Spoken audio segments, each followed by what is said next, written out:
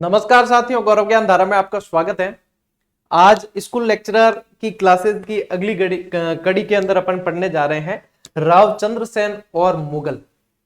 मारवाड़ का प्रताप कहा गया, जिसे रावचंद्र सेन को प्रताप का अग्रगामी कहा गया, विस्मृत शासक, भूला बिसरा शासक वगैरह बहुत सारे इनके नाम है। तो इसको पढ़ने जा रहे हैं अपन। ये जो क्लास है साथियों, आपके फर्स्ट ग्रेड के लिए भी उपयोगी है और सेकंड ग्रेड के लिए भी उपयोगी है। अभी जो क्लासेस चल रही है ये राजस्थान के इतिहास से संबंधित हूबहू सिलेबस है, जो सेकंड ग्रेड के फर्स्ट पेपर में भी है और फर्स्ट ग्रेड के फर्स्ट पेपर में भी है। और जैसा कि ये वाली क्लासेस पहले मैंने वो सादे बोर्ड पे करवा रखी थी, तो अभी वापस से करवा रहा हूँ डिजिटल बोर्ड पे सारी की सारी, और बिल्कुल व्यवस्थित तरीके से ही चल रहे हैं। अपनी क्लासेस की खासियत ये रही है कि अपन ऑब्जेक्टिव क्लासेस न करवा के और पूरी की पूरी थ्योरेटिकल करवाते हैं, जिससे बच्चे नोट्स बना सके, पढ़ सके। यानी कि भाई चलन ये चल रहा है कि ऑब्जेक्टिव यूट्यूब पे करवाई जाए और ये जो नोट्स मेकिंग वाली है या ये डिस्क्रिप्टिव है ये ऐप में करवाई जाए, लेकिन अपने यहीं पे है। और बहुत जल्द आप लोगों के लिए ऑब्जेक्टिव सेशन भी अपन शुरू करेंगे। यानी डिस्क्रिप्टिव तो है ही, इसके अलावा ऑब्जेक्टिव भी शुरू करेंगे, जो सिर्फ आपके यूट्यूब पर ही होगी। यानी क्लासेस अपन पूरी तरीके से यूट्यूब पर ही देते हैं। प्रैक्टिस के लिए आपको टेस्ट सीरीज दे रखी है, लेकिन ऑब्जेक्टिव सेशन भी आपके लोगों के लिए शुरू करेंगे। इसमें थोड़ा सा महीना भर का समय लगेगा। उसके बाद में अपनी प्लानिंग है पूरी की पूरी, हम पहले से प्लानिंग लेकर चल रहे हैं कि हाँ विद्यार्थियों को इसकी जरूरत होती है, इसकी होती है, इसकी होती है। जब आप लोगों का विश्वास है तो हमारी जिम्मेदारियां बहुत बढ़ जाती है। उसके अनुसार हम पूरा ही प्रयास करने की कोशिश कर रहे हैं। चलिए बढ़े आगे।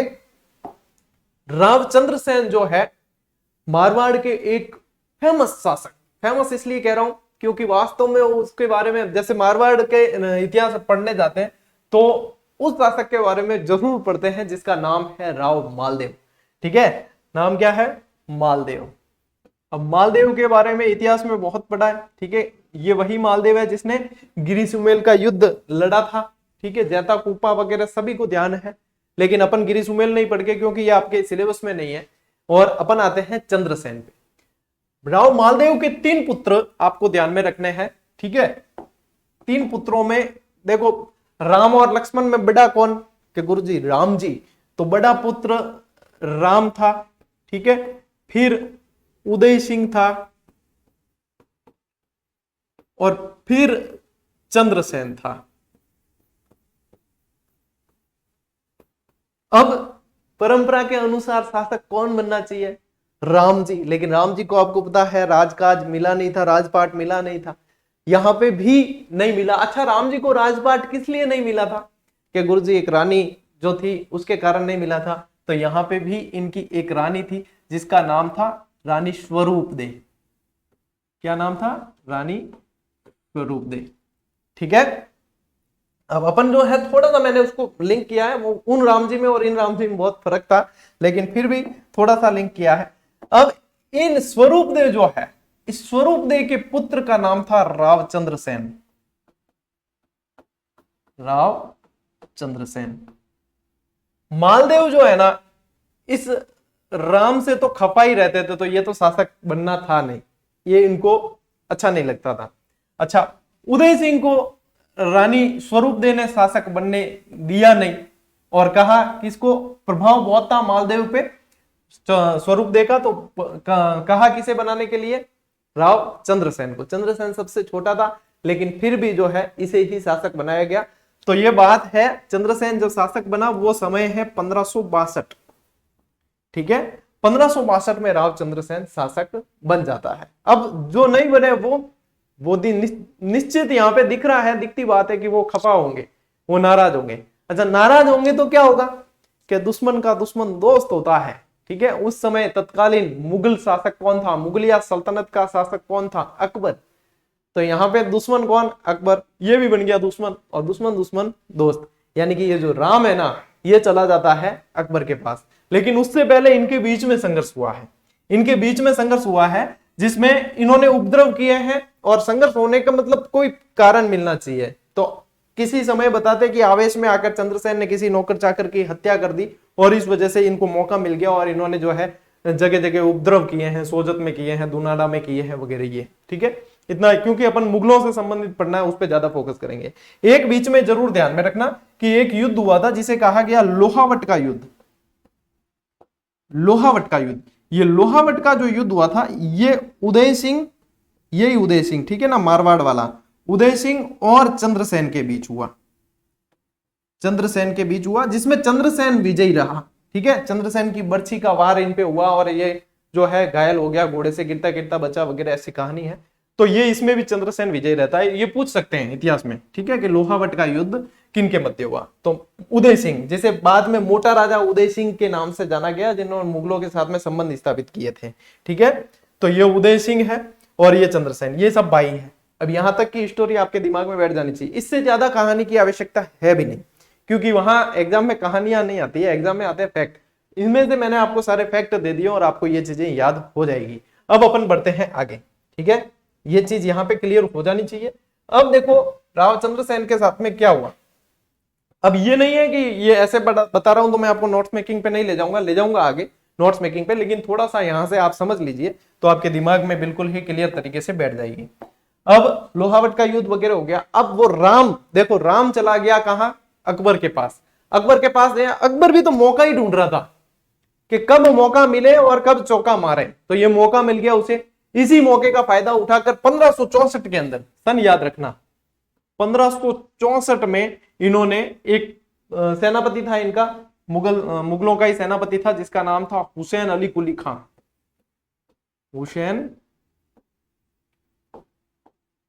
अली कुली खां। अच्छा, ये जो है ना, अब ये प्रश्न सारे बनने वाले हैं, ये सारे प्रश्न सारे के सारे बनते हैं। तो हुसैन अली कुली खां को भेजा कहां, मारवाड़। मारवाड़ कहे तो जोधपुर, ठीक है, ये जोधपुर मारवाड़ का ही नक्शा है, ठीक है, ये पूरा का पूरा। तो उसे भेजा कहां, मारवाड़। अब मारवाड़ पे वो आक्रमण करता है, मुगलों की बहुत शक्तिशाली सेना थी उस समय, तो मारवाड़ पर आक्रमण करता है। तब राव चंद्रसेन को मारवाड़ छोड़कर जाना पड़ता है। और ये यहां से पहला प्रश्न निकल के आप लोगों के लिए आ जाता है कि यहां से 1564 के आक्रमण के बाद में 1565 में इन्होंने मारवाड़ छोड़कर कहां पलायन किया। ये प्रश्न जो है कॉलेज लेक्चरर के थर्ड पेपर जो राजस्थान जीके वाला, उसमें बना था। तो ये पलायन, पहला पलायन कहां किया, तो ये यहां से जाते हैं सीधे ही भादराजून। ठीक है, और यहां पे ये देखो मैं आपको बताता हूं, इसमें से आपको कौन कौन सी चीजें आपको ध्यान में रखनी है। ठीक है, एक तो ये लोहावट, ये लोहावट का युद्ध आपको मैंने बता दिया। ठीक है, लोहावट के बाद में एक आपको ध्यान में रखना है, ये सिवाना। ठीक है, और ये रहा भादराजून। ठीक, ये चीजें आपको ध्यान रखनी है, सिवाना और भादराजून, क्योंकि सबसे पहला पलायन जो राव चंद्रसेन का हुआ वो सीधे ही कहां गए, भादराजून चले गए। भादराजून का किला है और भादराजून के किले में जाकर, जो मारवाड़ के अधीन ही आता था, भादराजून में जाकर रहने लगे। अच्छा, भादराजून है ना, मुझे मेरे बचपन से जुड़ा हुआ है, क्योंकि हम रहते थे मोकलसर। मैं आपको आगे बताऊंगा एक नक्शे के अंदर। मोकलसर से जब हम पाली जाते थे तो बीच में भादराजून होकर जाते थे, और भादराजून की कचौरियां बड़ी प्रसिद्ध। तो वहां पे हमें, देखो बच्चे होते हैं उनको नींद आ जाती गाड़ियों के अंदर, तो हमें भी नींद आ जाती थी। और मम्मी पापा जो भी साथ में होते हैं वो ध्यान रखते हैं कि इनको खिलाना है। कभी भी माँ बाप का देखना हमेशा ध्यान रहेगा कि इन बच्चों को खिलाना है, चाहे नींद आए हुए। नींद में से उठाकर फिर वो कचौरी वाला जब भी आता तो उठाया जाता, तो वो कचौरियां बचपन की आज भी याद है भादराजून की। ठीक है, तो ये भादराजून पाली वाले रास्ते पे, वहां मोकलसर से जाते थे तब आता था। मोकलसर बाड़मेर डिस्ट्रिक्ट, सिवाना के पास, सिवाना से 15 किलोमीटर पड़ता मोकलसर। ये सारा ही मारवाड़ तो मतलब रगों में बसा हुआ है, खून के अंदर। वो कहता है ना, इनके खून में क्या चलता है, मेरे खून में एक तो जुनून चलता है और एक मारवाड़ चलता है, तभी तो मारवाड़ी बार बार निकलती है। तो देखो यहां पे ये ध्यान रखना, पहला पलायन कहां किया, भादराजून। अब यहां पे इस चीज को अपने को यहीं पे, और राव चंद्रसेन की विशेषता रही है कि राव चंद्रसेन है ना, वो छापामार युद्ध पद्धति पे बहुत डिपेंडेंट थे, बार बार परेशान करते थे। अब 1564 वाला आपको ध्यान रखना, 1565 में चंद्रसेन आ गए कहां, भादराजून आ गए। अब इस दरमियान यहीं से संघर्ष चलता रहा। इस दरमियान 1570 के अंदर, 1570 में नागौर में, ठीक है, नागौर दरबार का आयोजन हुआ। नागौर दरबार का आयोजन हुआ, जिसमें ये नागौर दरबार एक मतलब यूं था कि मुगलिया सल्तनत को मारवाड़ में स्थापित करने का एक प्रयास था, जिसके अंदर बहुत सारे वैवाहिक संबंध भी अकबर ने स्थापित किए। जैसलमेर के शासक उपस्थित रहे, बीकानेर के शासक उपस्थित रहे, और मारवाड़ के भी तीनों आए। उदय सिंह आया, राम सिंह आया और चंद्रसेन भी आया। भाई चंद्रसेन आया कि भाई मैं भादराजून रह रहा हूं और जो भी है सुलटारा कर देते हैं जो भी, लेकिन चंद्रसेन अधीनता स्वीकार करने नहीं आया था। ठीक है ना, स्वाभिमान के साथ समझौता करने नहीं आया था।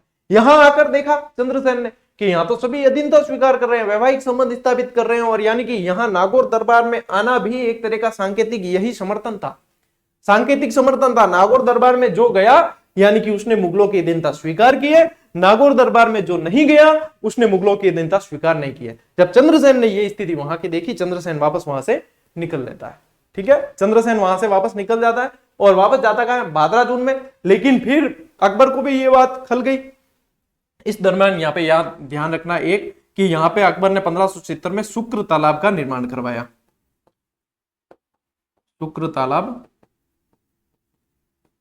बनवाया था। ठीक है, ये यानी कि अकाल की स्थिति थी यहाँ पे, तो यहाँ पे शुक्र तालाब भी बनवाया था नागौर के अंदर। ये भी ध्यान रखना, नागौर दरबार में पूछा जाता है। अब 1570 के बाद है तो 1571 में ये वापस जो है 1571 में, अब ध्यान रखना 1571 के अंदर भादरा जून पे आक्रमण करने के लिए फिर से एक सेना भेजी जाती है। ठीक है, और जब भादरा जून पे अधिकार कर लिया जाता है तो यहां से भादरा जून से निकल के फिर चंद्रसेन आ जाता है सिवाना, यानी कि पहला पलायन भादरा जून में हुआ है और भादरा जून के बाद में फिर आ जाता है सिवाना। और ये वही सिवाना है जिसे मारवाड़ की संकटकालीन राजधानी कहा जाता है। मारवाड़ की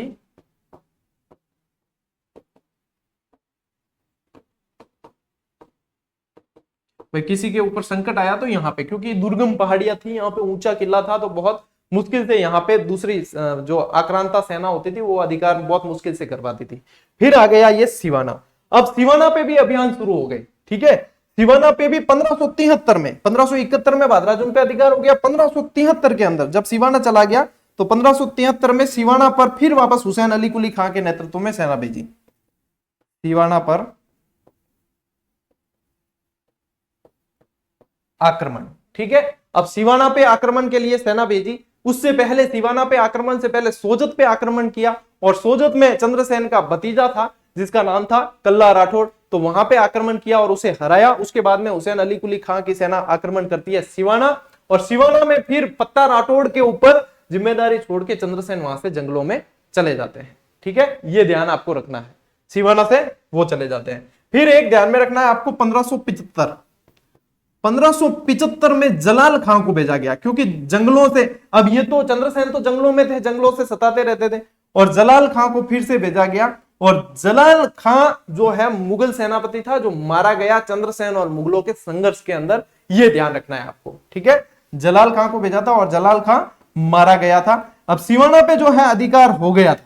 अब सिवाना पे अधिकार हुआ है 1575-76 की बात है, सिवाना पे अधिकार हो गया, लेकिन जलाल खां मारा गया। ठीक है, इस दरमियान आपको ध्यान रखना, अब देखो चंद्रसेन तो इधर उधर भटक रहा है, लेकिन फैमिली, परिवार का क्या? तो परिवार उस समय इनका था पोखरण। परिवार कहां था? पोखरण। देखो ये यहाँ पे पोखरण भी दे रखा है, आपको बता देता हूं। ये तो हो गया फलसुंड, और ये यहाँ पे जो मैंने लिख रखा है ये हुसैन अली को लिखा, ये पोखरण। अब जैसलमेर का हर्राय है वो भी नागौर दरबार में उपस्थित हुआ था, और भाटी शासक है, और भाटियों का शासन था जैसलमेर के अंदर।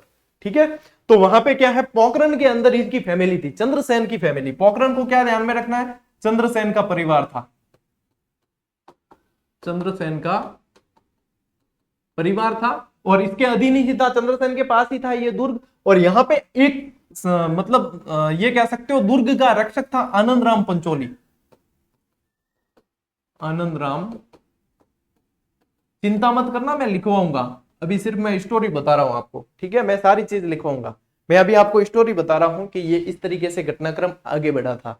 आनंदराम पंचोली था, यहाँ पे हर्राय ने आक्रमण किया और हर्राय ने 4 महीने घेरा डाल के रखा, 4 महीने घेरा डाल के रखा। फिर एक संदेश पहुंचाया कि 1 लाख फदिये दे दो, और मैं 1 लाख फदिये के बदले ये दुर्ग मुझे दे दो, और जब आपका मारवाड़ पे वापस अधिकार हो जाए तो 1 लाख फदिये देके ये दुर्ग वापस ले लेना। ऐसा समझौता हुआ और चंद्रसेन ने एग्री भी कर दिया, और ये समझौता बोलते हैं कि यहाँ पे सक्सेस हो गया था। 1575 की बात है। फिर चंद्रसेन जंगलों में भटकता रहा, और 1579, 80 ये वाला जो टाइम पीरियड था, सिंचियाई सारण वाला, पाली वाला क्षेत्र है, वहां के जंगलों में चंद्रसेन भटकता रहा। लेकिन अंत में जो है सोजत पे अधिकार वापस चंद्रसेन कर लेता है, और 1581 में सिंचियाई सारण के अंदर इनकी मृत्यु हो जाती है। ऐसा भी कहा जाता है कि इनका कोई विश्वास पात्र था जिसने इन्हें जहर दिया था, इस वजह से इनकी मृत्यु हुई है। इतिहासकार अलग अलग रखते हैं, लिखते हैं। अब ये सारा का सारा यानी कि चंद्रसेन देखो यहां से बादराजून, बादराजून से सिवाना, सिवाना से फिर सिंचिया सारण के जंगलों में वगैरह यहाँ पे भटकते रहे। भटकते भटकते इन्होंने मतलब सताया बहुत मुगलों को। तो ये कौन सी नीति है? छापामार युद्ध प्रणाली है। महाराणा प्रताप की कौन सी नीति थी? छापामार युद्ध प्रणाली। इसीलिए महाराणा प्रताप से पहले का संघर्ष है ये, इसीलिए महाराणा प्रताप के अग्रगामी कहलाए कौन? चंद्रसेन, या मारवाड़ का प्रताप कहा गया। ठीक है, तो ये चीजें हैं, चंद्रसेन की स्टोरी बताई। अब चलते हैं अपन नोट्स मेकिंग पैटर्न की तरफ। अब क्योंकि काफी सारे विद्यार्थी कह रहे होंगे गुरुजी ये स्टोरी तो है लेकिन याद कैसे रहेगा? भाई पैटर्न तो वैसे टीचर्स का यही रहता है, स्टोरी बताई जाए। अपना थोड़ा सा अलग है, अपन नोट्स मेकिंग पैटर्न देते हैं ताकि बच्चों के पास में नोट्स भी व्यवस्थित तरीके से हो। तो ठीक है, चलिए फिर आता हूं मैं अब आपके नोट्स मेकिंग पैटर्न पे। ये तो मैंने आपको उस समय तत्कालीन नक्शा बताया है, ठीक है, तत्कालीन नक्शे पे ये चीजें बताई है। अब आते हैं अपन चंद्रसेन वास्तव में। देखो चंद्रसेन का फोटो है, वीर राव चंद्रसेन जी, ठीक है, 1562 से 1581।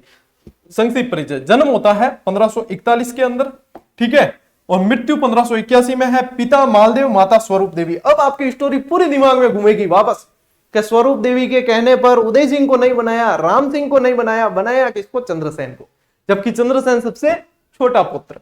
तो ये उपाधियां, मारवाड़ का प्रताप, प्रताप का अग्रगामी, भूला बिसरा शासक और फॉरगॉटन हीरो ऑफ मारवाड़।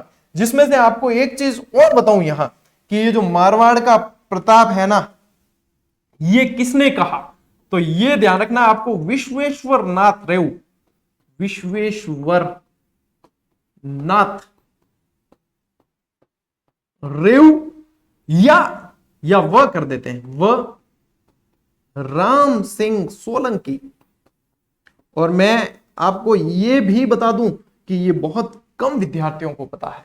ये सभी को पता है कि मारवाड़ का प्रताप कहा गया, लेकिन किसने कहा? जब डिस्कशन करते हो ना तो ये प्रश्न पूछना, तब पता चलेगा कि उसको अगले को कितना याद है, कितना पता है, कितना नहीं है, किस स्तर का उसने पढ़ रखा है। ये है स्तर। ये जब प्रश्न आएगा ना तो 80% विद्यार्थी इस पर ध्यान नहीं देते, 80% को ये पता नहीं होता। तो इसलिए आप लोगों को विशेष रूप से ध्यान रखना है, जीजीडीएस को तो स्पेशल ध्यान रखना है कि आपको सिलेक्शन लेना है, ठीक है। तो ये चीजें आप लोगों को ध्यान रखना है, फॉरगॉटन हीरो वगैरह, ये मूडोप नैन्सी ने कहा है फॉरगॉटन हीरो वगैरह, ठीक है। चलिए आगे बढ़ते हैं।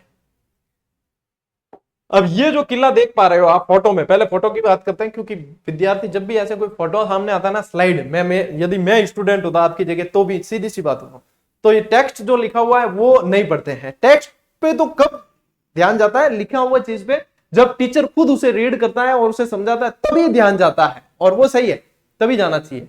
अगर पहले जाएगा तो कोई मतलब नहीं निकलेगा उसका, वैसे भी कोई मतलब नहीं निकल जाता। पहला ध्यान कहाँ जाता है? फोटो पे। तो फोटो के बारे में पहले बता देता हूं। ये बादराजून का किला है जहां पे सबसे पहला पलायन करके यहाँ, अच्छा ये यहाँ पे कोई कह देगा सर गाड़ी खड़ी है अंदर, गाड़ी उस टाइम की नहीं है, ये किले का फोटो बाद का है, ठीक है। यूं नहीं कह राव चंद्रसेन क्या गाड़ी लेकर जंगलों में गया था क्या? ऐसे नहीं, सफारी का समय उस समय नहीं था, ठीक है, वो तो घोड़े पर ही। तो बादराजून छोटा सा गांव है, यहाँ दुर्ग के महल के कारण ये अपनी पहचान रखता है। और ये देखो यहाँ पे भी बता दूं, इस नक्शे के अंदर ये रहा बादराजून, ठीक है, ये पाली है ही, और इसके पास में ये रहा सिवाना और ये रहा मोकलसर।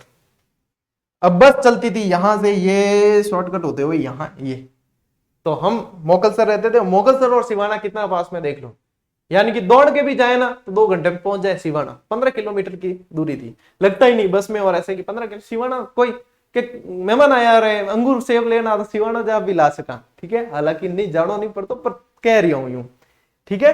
चलिए ये चीज आप लोगों को नक्शे के हिसाब से आपको पता चल जाएगा कि अच्छा यहां से पलायन यहाँ से पलायन यहाँ, और बादराजून जो है जालोर में पड़ता है। अब आते हैं अपन फिर से अपनी इस क्लास पे। मालदेव ने चंद्रसेन को सिवाना और बिशलपुर की जागीर दी, ये भी ध्यान रखना, ठीक है। जब ये मालदेव के समय में ही जब युवराज था तो इसे बिशलपुर और सिवाना की जागीर दी थी। शासक बनने के बाद जागीर देने की आवश्यकता नहीं है, उससे पहले की बात है। सिवाना और बिशलपुर की जागीर दी, ये पूछा जाता है, जिसमें से सिवाना बहुत महत्वपूर्ण है। अपने भाई उदय सिंह से लोहावट का युद्ध लड़ा, और मैंने बता दिया बर्छी से घायल हुआ वगैरह, ये सारा आपको समझा दिया है, ठीक है। चंद्रसेन का सौतेला भाई एक और था जिसका नाम था राम, नाराज होकर कहां चला गया? अकबर के यहाँ, और अकबर के यहाँ चला जाके मारवाड़ के गोडे दे दिए। मारवाड़ गोडे देने का मतलब है उसको भड़काया, उसको आक्रमण करने के लिए कहा, ये सब फिर संघर्ष चंद्रसेन का शुरू हो गया। तो ये अकबर ने 1564 में हुसैन अली कुली खां को मारवाड़ पर भेजा और जोधपुर पर कब्जा किया। ठीक है, चंद्रसेन का पहला पलायन कहां हुआ? भादराजून। पहला मारवाड़ से कहां पहला पलायन? ध्यान रखना यही प्रश्न बनते हैं, पहला पलायन कहां हुआ? भादराजून। तो भादराजून की तरफ चंद्रसेन जी चल पड़े और उसके बाद देखो कि 1570 का नागौर दरबार हुआ है और चंद्रसेन भी उपस्थित हुआ था, लेकिन असंतुष्ट होकर लौट गया। कहानी दिमाग में घूम रही ना पूरी। 1571 में चंद्रसेन का सिवाना प्रस्थान, यहां से फिर सिवाना की तरफ प्रस्थान कर गए क्योंकि भादराजून पे अधिकार इनका हो गया था। 1572 की बात है कि राय सिंह जोधपुर का प्रशासक नियुक्त हुआ। अब राय सिंह कृपा पात्र थे ये अकबर के, क्योंकि इन्होंने सबने अधीनता स्वीकार कर ली थी। यहाँ पे बीकानेर, जैसलमेर वगैरह ये कल राय सिंह पढ़ा था, उसमें भी बताया था कि 1572 में प्रशासक नियुक्त किया। बाद में उदय सिंह ने ये सब आपको स्टोरी बताई थी, कल की क्लास नहीं देखी तो देखना, कि फिर बताया कि फिर बाद में मुगलों ने अधिकार कर लिया, तो अभी तो अपन भाई भाई है, ये है। फिर इसके सिफारिश से वापस उदय सिंह यहाँ पे शासक बना था। ठीक है, 1573 में अकबर ने शाह कुली खान, राय सिंह, केशवदास मेड़तिया आदि को चंद्रसेन को विजिट करने के लिए भेजा। 1573 की बात है। ठीक है, और 1573 में पहला आक्रमण कहां किया? सोजत में किया। सोजत में लिख लेना, ठीक है, सोजत के अंदर चंद्रसेन के भतीजे कल्ला राठौड़ को इन्होंने पराजित किया। और फिर बाद में चंद्रसेन तो फिर जंगलों में चला गया यहां से। ठीक है, चंद्रसेन पत्ता राठौड़ पर सिवाना का दुर्ग छोड़कर जंगलों में चला गया यहां से, जब 1573 में आक्रमण किया। 1575 वाला एक और लिख लो कि 1575 के अंदर, इस पॉइंट के बाद में लिखना कि 1575 में जलाल खां का आक्रमण, जलाल खां को भेजा और जलाल खां मारा गया, लेकिन सिवाना दुर्ग पे अधिकार। ये आपको स्पेशली लिख लेना है। 1575 76 लिख लेना, ठीक है, क्योंकि कई किताबें 76 बताती, कई इतिहासकार 76 बताते, कई इतिहासकार 75 बताते हैं। वैसे सन इतना नहीं पूछा जाता, इनके जो है घटनाक्रम ये पूछा जाता है कि कौन मरा था वगैरह। ये सिवाना से निर्वासन के दौरान चंद्रसेन का परिवार कहां था? पोखरण में। और पोखरण में दुर्ग का रक्षक कौन था? पोखरण दुर्ग का रक्षक आनंदराम पंचोली।